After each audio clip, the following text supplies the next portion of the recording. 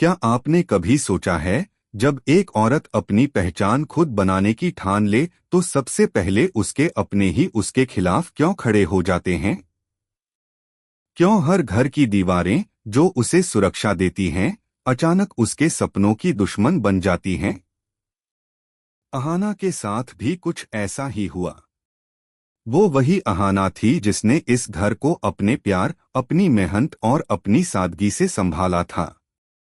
हर सुबह सबसे पहले उठती, सबके लिए चाय बनाती, हर किसी की जरूरत समझती और घर को मंदिर की तरह संवारती। लेकिन आज उसी घर के लोग उसके इरादों से डरने लगे थे, क्योंकि अब अहाना सिर्फ एक बहू नहीं, बल्कि अपने सपनों की मालिक बनना चाहती थी। कहानी की शुरुआत होती है एक सुबह से, जब अहाना ने अपने दिल में एक फैसला लिया। वो अब किसी पर बोझ नहीं बनेगी। उसने ठान लिया कि अब दुर्गा देवी, मिली और घर की बाकी बहुओं के साथ मिलकर मूर्तियां बनाएगी। वो मिट्टी से ऐसी प्रतिमाएं गढ़ना चाहती थी जो घर की इज्जत को नहीं, बल्कि मेहनत की कीमत को पहचान दिलाएं। ये सिर्फ पैसों का सवाल नहीं था, ये बात थी स्वाभिमान की, पहचान की और अपनी आवाज को सुने जाने की। अहाना के इस फैसले ने घर की औरतों के दिल में नई उम्मीद जगा दी। उनके भीतर पहली बार यह विश्वास उठा कि वो भी कुछ कर सकती हैं, वो भी परिवार की जिम्मेदारी उठा सकती हैं। लेकिन जहां औरतों के लिए ये उम्मीद थी, वहीं घर के मर्दों के लिए यह बगावत बन गई। खासकर अर्जुन के लिए, जो कभी अहाना की हिम्मत पर गर्व करता था, आज उसी हिम्मत से डरने लगा था। उसका अहंकार ये बर्दाश्त नहीं कर पा रहा था कि उसकी पत्नी बिना उसकी अनुमति के खुद कोई कदम उठाए। एक शाम थी, जब अहाना मिट्टी गूंथ रही थी। उसके हाथ मिट्टी से सने थे और चेहरे पर तसल्ली थी। पास ही दुर्गा देवी एक सुंदर मूर्ति गढ़ रही थीं, माँ दुर्गा की मूर्ति। उनकी उंगलियां जैसे आशीर्वाद बनकर हर रेखा में शक्ति भर रही थीं। मिली और मीता भी साथ बैठी थीं, सबके चेहरे पर उत्साह था। तभी हवेली के मुख्य दरवाजे पर भारी कदमों की आहट गूंजी। अर्जुन अंदर आया, चेहरा तमतमाया हुआ, आंखों में गुस्सा और आवाज में सख्ती। वो सीधे अहाना के सामने आकर बोला, बस करो अहाना, यह सब बंद करो। यह कोई काम नहीं, यह तमाशा है। लोग हंसेंगे हम पर। ठाकुर परिवार की बहू मिट्टी में हाथ गंदे करेगी। अगर तुमने यह सब जारी रखा तो मुझे मजबूरन तुम्हारे साथ रिश्ता तोड़ना पड़ेगा। कमरे में एक पल को सन्नाटा छा गया। सिर्फ चूल्हे की हल्की आवाज सुनाई दे रही थी। अहाना ने धीमे से अपना सिर उठाया, उसकी आंखों में आंसू नहीं, बल्कि दृढ़ता थी। वो बोली, अर्जुन, आप मुझे क्या छोड़ेंगे? आपकी इन बातों को सुनकर तो मैं ही आपको छोड़ दूंगी, क्योंकि मैं किसी के आदेश से नहीं, अपने विश्वास से चलती हूं। अर्जुन का चेहरा गुस्से से लाल पड़ गया। वो एक शब्द भी बोले बिना सीधा वर्कशॉप की ओर चला गया। वो जगह जहां अहाना, मिली और दुर्गा देवी ने अपनी मेहनत से दर्जनों मूर्तियां बनाई थीं। हर मूर्ति में किसी का सपना था, किसी की श्रद्धा, किसी की मेहनत। लेकिन अगले ही पल अर्जुन ने सब कुछ तोड़ दिया। उसने मिट्टी की टोकरी उठाई और एक एक मूर्ति पर फेंकने लगा। माँ दुर्गा की मूर्ति, जो दुर्गा देवी ने अपने हाथों से बनाई थी, मिली की झांकी, मीता की राधा कृष्ण प्रतिमा, सब एक एक कर मिट्टी में मिल गए। अहाना के हाथ थरथरा गए। मीता और मिली के चेहरे सफेद पड़ गए।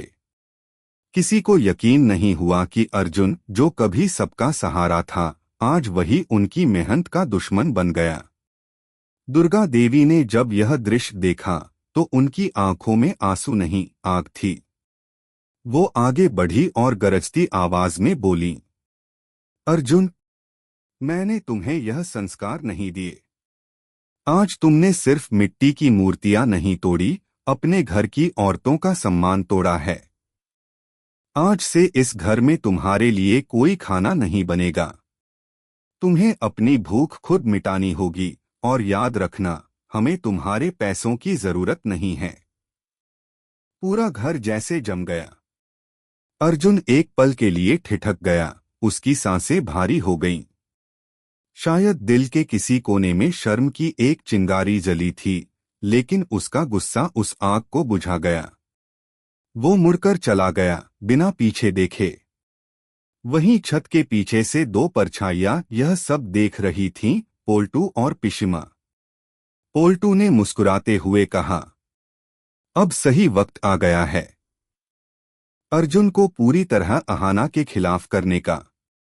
उसकी मुस्कान में चाल थी, जहर था और बदले की साजिश थी। और ठीक वही हुआ। अगले दिन से उसने अर्जुन के कानों में और जहर घोलना शुरू कर दिया। भाई अहाना ने तो तुम्हारी मर्दानगी पर ही सवाल उठा दिया है। अब वक्त आ गया है उसे सबक सिखाने का, तलाक देने का। अर्जुन के दिल में नफरत की परतें जमती चली गईं। वो भूल चुका था कि प्यार में जीत नहीं, समझ होती है। और वहीं से शुरू होती है अहाना की असली परीक्षा, जहां हर रिश्ता उसके खिलाफ और वो खुद अपने सच के साथ खड़ी है। अगले दिन हवेली में सन्नाटा था।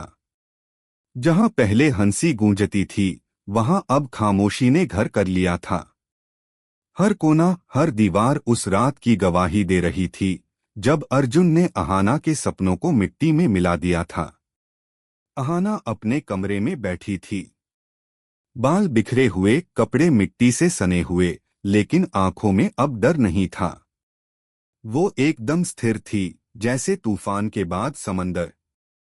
उसके पास आई मिली, धीरे से बोली, भाभी आप ठीक हैं?